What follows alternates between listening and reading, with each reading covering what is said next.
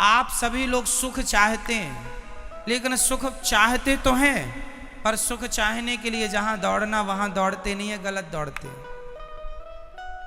हमारे शरीर में दो चीजें हैं, एक शरीर है, एक आत्मा है।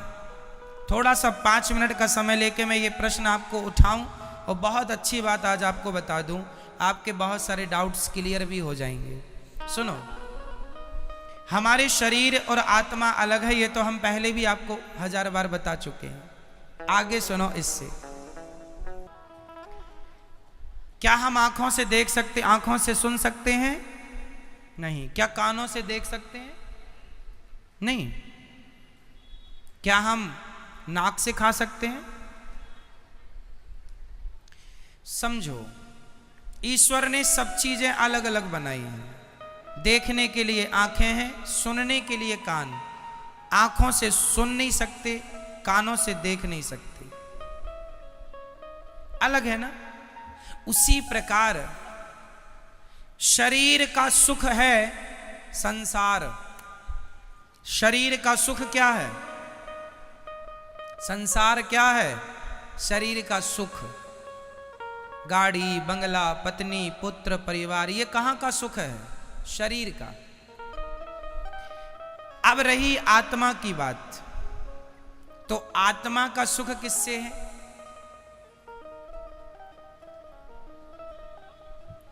समझो, सिद्धांत को समझो, साइंस को समझो। चलो मैं साइंस से जोड़ता हूं इस सब्जेक्ट को। आप किसी भी वस्तु को ऊपर से छोड़ दीजिए, वो पृथ्वी पर जाके गिरेगा। साइंस कहता है गुरुत्वाकर्षण पृथ्वी में है।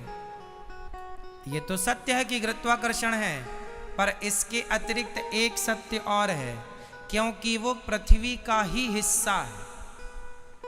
इसलिए अंश अपने अंशी की ओर भागता है। अंश हमेशा किसकी ओर भागेगा? अंशी की ओर।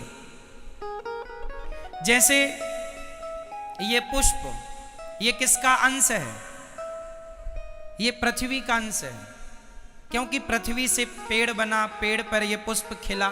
तो कुल मिला के, और ये आप रख दो, आप 2-4 दिन, 1 हफ्ता, महीने भर रख दो, ये अपने आप माटी हो जाएगा। कुछ ना करो, माटी हो जाएगा ये अपने आप, हाँ या ना। तो ये किसका अंश हुआ? मिट्टी का। अंशी कौन हुई? अंशी हुई पृथ्वी, और अंश हुआ ये। तो ये पृथ्वी का अंश है, इसलिए ये छोड़ने पर नीचे जाएगा, क्योंकि ये अंशी की तरफ जा रहा है। अब दूसरा, आग। आग हमेशा नीचे नहीं जाती। आग की ज्वाला, आग की लौ, आग की ज्योति ऊपर जाती है। क्यों? क्योंकि वो सूरज का अंश है, क्योंकि सूरज में आग है। तो हर अंश अपने अंशी की तरफ भागता है। हर अंश कहां भागता है? अपने अंशी की तरफ। आग किसका अंश है? सूर्य का। तो सूर्य की तरफ भागती है ना आग की ज्वाला हमेशा ऊपर। तीसरा, इस धरती की नदियां हमेशा किसकी तरफ भागती हैं? समुद्र की तरफ। क्यों? क्योंकि वो समुद्र का अंश है। क्योंकि पानी जो बरसता है, समुद्र का ही तो वाष्पीकरण होता है पानी, और फिर वही बरसता है। तो वो एक्चुअली इनडायरेक्ट वो समुद्र का ही पानी है, बरसता है, नदियों में आया, फिर वो अपने अंश की तरफ भागा, अपने अंशी की तरफ। समझो, जैसे पृथ्वी का कोई भी हिस्सा वो पृथ्वी की तरफ भागता है, कोई भी पुष्प, कोई भी पत्थर, कोई भी मिट्टी का ढेला, क्योंकि वो पृथ्वी का अंश है, इसलिए पृथ्वी की तरफ। आग सूर्य का अंश है, इसलिए सूर्य की तरफ। नदी समुद्र का अंश है, इसलिए समुद्र की तरफ। और हमारी आत्मा ईश्वर का अंश है, ईश्वर अंश जीव अविनाशी। इसलिए जब ये ईश्वर की तरफ भागेगी तब ही इसे सुख मिलेगा, अन्यथा इसे कभी सुख मिल नहीं सकता। आप लोग रसगुल्ला खाते हैं, तो आप कहते हैं आनंद आ गया। अरे रसगुल्ला से शरीर को आनंद आ सकता है, इंद्रियों को आनंद आ सकता है, आत्मा का तो रसगुल्ला से कोई लेना देना नहीं। क्यों? आत्मा किसका अंश है? ईश्वर अंश। ये ईश्वर का अंश है। इसलिए यदि आत्मा को सुख देना है, आज लोग दुखी, सब कुछ है आपके पास, फिर भी आप अशांत हैं, फिर भी आप परेशान हैं, उदास हैं। क्यों? क्योंकि आप संसार में सुख ढूंढ रहे हैं। अब मिलेगा, अब मिलेगा। पागल हो, है ही नहीं, मिलेगा कहां से? जैसे आंख कभी सुन नहीं सकती, कान कभी देख नहीं सकता, उसी प्रकार आत्मा कभी रसगुल्ला खा नहीं सकती, आत्मा कभी पानी पी नहीं सकती, आत्मा को पैसों में सुख नहीं मिल सकता, संसार के भोगों में सुख नहीं मिल सकता। आत्मा का सुख तो परमात्मा में है। जितने जल्दी ईश्वर की तरफ बढ़ो लोगे, जितने जल्दी उसका ध्यान कर लोगे, उतने जल्दी सुखी हो जाओगे। सुखी होना चाहते हो तो भगवान की तरफ बढ़ो। और आप लोग शरीर को ही सुख देने में लगे हैं।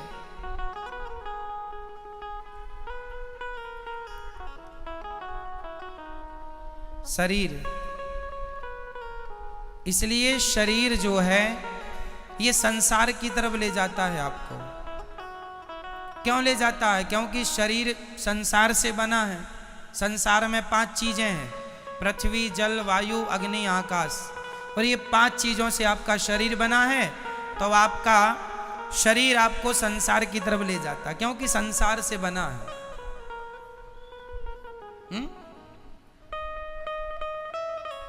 आपको आंख अच्छा अच्छा दिखाना चाहती है, इसको आप देख रहे हैं, आपको सुख मिल रहा है, पर यह सुख क्षणिक है। यह सुख क्या है? क्षणिक है, जरा सी देर का। खाने का सुख भी क्षणिक है, जरा सी देर का। भोगों का सुख भी क्षणिक है, जरा सी देर का। आप जरा सी देर के सुख के पीछे सारी जिंदगी लगाए हैं। सारी जिंदगी आपको लगता है अरे वो करोड़पति बन गया, मैं भी बन जाऊंगा, मुझे भी सुख मिलेगा। सब करोड़पति बन रहे हैं।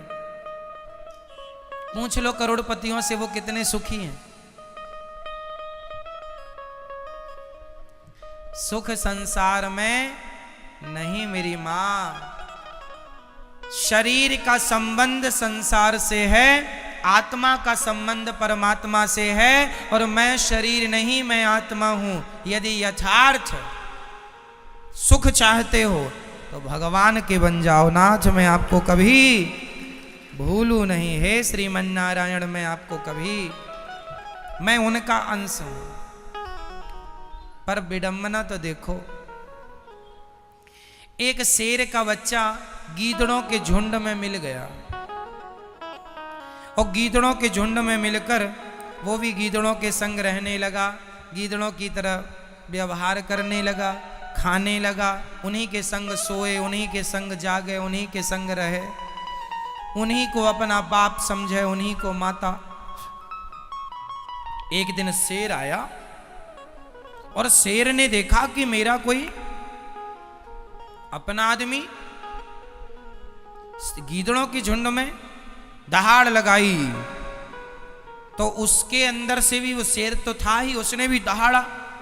शेर ने बुलाया, यहां तू शेर का बच्चा है, गीदड़ों के झुंड में क्या कर रहा है? बोले नहीं नहीं, हम तो गीदड़ ही है, ये सब हमारे रिश्तेदार हैं। शेर ने कहा पागल, तू शेर का बच्चा है, कब से गीदड़ों के? बोले बचपन से। एक्चुअली हुआ क्या था, ये अपनी माँ से बिछड़ गया और गीदड़ों के झुंड में मिल गया, वहीं पला बढ़ा तो अपने आप को वो गीदड़ मान लिया। उसी प्रकार तुम सब शेर के बच्चे हो, परमात्मा रूपी शेर के, लेकिन गीदड़ों के झुंड में मिलने से आप अपने आप को गीदड़ समझ रहे हैं। मैं गीदड़ हूं, मैं रामबाई हूं, ये अपने आप को रामबाई समझे बैठी है।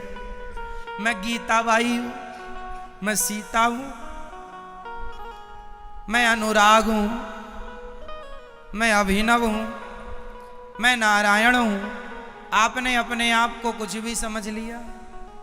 ना तो आप सीताबाई हो, ना गीता हो, ना अंजलि हो, ना राम हो, ना रघुनाथ हो, ना तो घनश्याम हो। तुम शुद्ध आत्मा हो जो ईश्वर का अंश है। बस ये तुम्हारा परिचय है। पर संसार में आए हो गीदड़ों के झुंड में होने से। हुआ, एक गीदड़ ने कहा हुआ, दूसरे हुआ हुआ। आज तक किसी ने नहीं पूछा क्या हुआ, क्या हुआ, नहीं बस हुआ हुआ हुआ हुआ। बाप दादे कह रहे थे हुआ, तो ये भी चिल्लाई पड़ा है हुआ हुआ हुआ। क्या हुआ कोई नहीं पूछ रहा है, सब हुआ हुआ हुआ। ये बड़ी विडंबना। इसलिए मेरी माँ, ना तुम किसी की माँ हो, ना तुम किसी के बाप हो, ना तुम किसी की चाची हो, ना चाचा हो, ना नाना हो, ना नानी हो। तुम सिर्फ आत्मा हो जो परमात्मा से मिलने के लिए व्याकुल हो। वो तड़प जाग जाए तो मिलना भी होए, पर विडंबना तो ये है तड़पता ही नहीं आदमी। पत्नी के लिए रो रहा है, परिवार के लिए रो रहा है, भगवान के लिए नहीं रोता। जाना सबको वही है मेरी माँ, अपना लोक परलोक ना बिगाड़ो। बस इतना ही कहेंगे हम आपसे।